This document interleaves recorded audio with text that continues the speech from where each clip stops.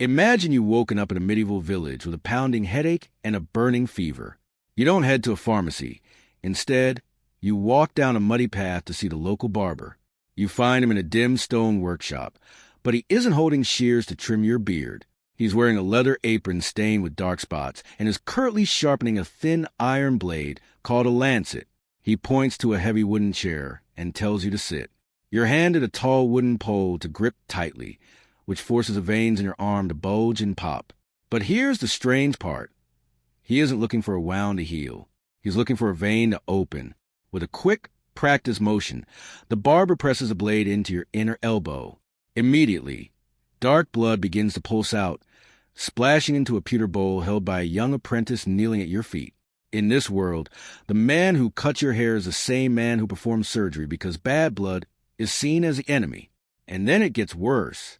You have to sit there, watching the bowl fill up until the barber decides your humors are finally balanced. What happened next was unexpected. You leave that chair feeling lightheaded and weak. Yet the barber would simply wipe his blade on his apron and call on the next person for a haircut. Back then, survival didn't depend on medicine. It depended on how much blood you were willing to lose in a barber's chair.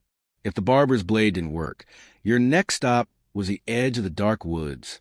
You'd find an elderly woman stooping in the damp morning fog, her hands stained green from pulling stinging nettles and wild garlic out of the dirt. She isn't gathering food for a stew. She's collecting the only medicine the village has. She stuffs the weeds into her heavy wool kirtle and hurries back to a small, smoke-filled hut. Inside, she tosses the plants into a bubbling iron cauldron hanging over a cracking peat fire. You watch as she uses a heavy wooden pestle to mash the herbs into a thick, foul-smelling green paste. But here's the strange part. She isn't making something for you to drink. She takes a glob of the hot, stinging mush and plasters it directly onto a sick child's bare chest. The child winces as the fumes fill the cramped room, coughing against the bitter scent of crushed roots. And then it gets worse. While these green midwives knew which plants could break a fever, they also dealt in deep superstition. What happened next was unexpected. She might lean over the child and whisper a rhyming chant to ward off invisible spirits she believed were hiding in the lungs. In a world without pharmacies, your life depended on a woman in a hut who knew exactly which leaf would heal you and which one would stop your heart. This was a thin line between a cure and a poison, served up in a wooden bowl. When the herbs failed and the barber's blade left you weakened before, you had one final, desperate option. You'd find a man suffering from a burning fever, shivering in his dirt-stained tunic, as he crawls on his hands and knees down a gravel path. He isn't heading to a doctor. He's struggling toward a small stone shrine built into the side of a cold cathedral. In his shaking hands, he grips a thick wax candle, but it's shaped like a miniature human torso to show exactly where his body is failing him. He reaches the shrine and presses his sweating forehead against the freezing iron bars of a reliquary. Inside that box is a fragment of a holy bone or a scrap of ancient cloth. He isn't just praying. He is stretching his fingers through the gaps, trying to make physical contact with the relic. But here's the strange part. The villagers believe the illness isn't just a biological problem, but a punishment for a hidden sin that needs to be rubbed away. And then it gets worse. If the man doesn't feel a surge of healing, he might stay there for days, sleeping on the hard stone floor in the damp cold. What happened next was unexpected. The local priest would often encourage the sick to perform physical penance, such as walking miles with salt in their shoes to prove their devotion. In the medieval mind, a miracle was just as likely as a medicine, and your best hope for survival was a piece of bone locked behind an iron gate. If your fever wouldn't break and death seemed certain, your family wouldn't call a doctor. They'd call the sin eater. Inside a cramped, one-room hovel, a dying man lies shivering on a thin bed of yellow straw. The air is thick with the smell of wood smoke and sickness. A hooded man, a social outcast who lives in the shadows of the village, is ushered inside and told to sit on a low stool at the foot of the bed. The family doesn't offer him a chair or a kind word. Instead, they take a thick crust of dry rye bread and slowly pass it over the dying man's chest and forehead. They believe the bread acts like a sponge, soaking up every bad deed and every bit of disease. But here's the strange part. The sin eater then takes that piece of bread and begins to eat it with a blank, stoic expression. By swallowing the crust, he is literally eating the dying man's sins, so the soul can fly to heaven unburdened. And then it gets worse. Once the last crumb is gone, the family immediately chases the sin eater out of the house with sticks and stones. They fear that he is now a walking vessel of spiritual filth and physical plague. What happened next was unexpected.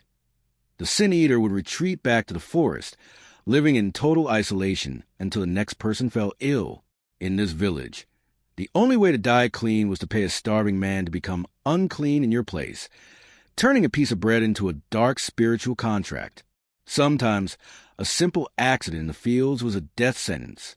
Imagine a farmer accidentally slicing his thigh with a rusty dirt-cake scythe while harvesting wheat. A few days later, the wound isn't healing. It's turning purple and smelling of rot.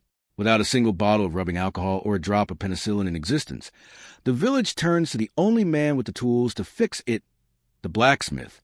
The farmer is carried into the sweltering heat of the forge and hoisted onto a heavy oak workbench. 3 strong neighbors lean over him, pinning his shoulders and arms against the wood so he can't move a muscle.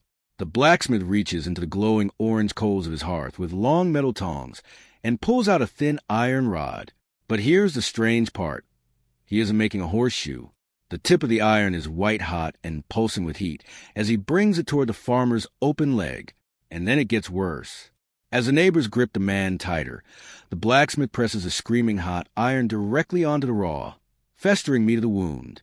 A thick cloud of gray smoke rises to the rafters as the flesh sizzles and blackens instantly. What happened next was unexpected. If the farmer didn't pass out from the sheer agony, the fire seal would successfully stop the bleeding and kill the surface bacteria.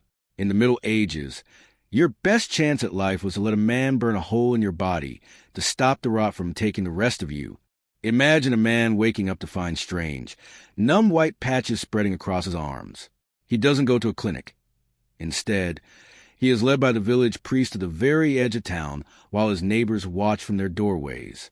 The priest isn't there to pray for recovery, but to perform a living funeral. The man stands still as a heavy, gray hooded cloak is draped over his shoulders, signaling to everyone that he is now legally dead to the world.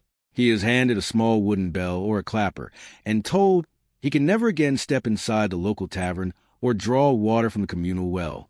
But here's the strange part. As he walks away, he must constantly shake that bell, making a sharp clack-clack sound to warn healthy people to jump into the ditches before he passes. He is being banished to a tiny, windowless stone hut sitting alone in a distant field. And then it gets worse. Once he reaches that hut, he is forbidden from ever touching a healthy person or even speaking to them against the wind, fearing his breath might carry the rot. What happened next was unexpected. His own family would leave scraps of bread and pottage on a distant stump, then run away before he could emerge to claim them. In a medieval village, catching a contagious disease didn't just mean you were sick. It meant you were a ghost in a gray cloak, forced to ring a bell to announce your own lonely exile. If you weren't quite ready for the blacksmith's iron or the hermit's herbs, you'd seek out the village elder for a scientific checkup. Picture a bearded man standing in the center of the muddy village square, wearing a heavy wool tunic. He isn't checking your pulse or looking in your throat. Instead, he holds a clear, teardrop-shaped glass flask high above his head, squinting as the morning sun shines through the yellow liquid inside. This flask is filled with his neighbor's urine, and it's the most advanced diagnostic tool he has. He slowly rotates the glass, watching how the light hits the swirling sediment at the bottom. But here's the strange part. He isn't just looking at the color. He pulls a tattered parchment from his belt called a Urine Wheel, which features 20 different shades ranging from pale white to bright green. And then it gets worse. To get a truly accurate reading, the elder leans in close to the open flask to take a deep sniff of the fumes. He might even dip a finger in to taste the liquid, checking for a sweetness that points to a specific humoral imbalance. What happened next was unexpected. Based entirely on the smell and the shade of yellow, he would confidently tell the patient that they had too much black bile and needed to eat more cold, wet foods like cucumbers to survive. In a world of mystery, this bizarre ritual was as close as you could get to a laboratory test, proving that in the Middle Ages, your doctor was more interested in what left your body than what was happening inside it.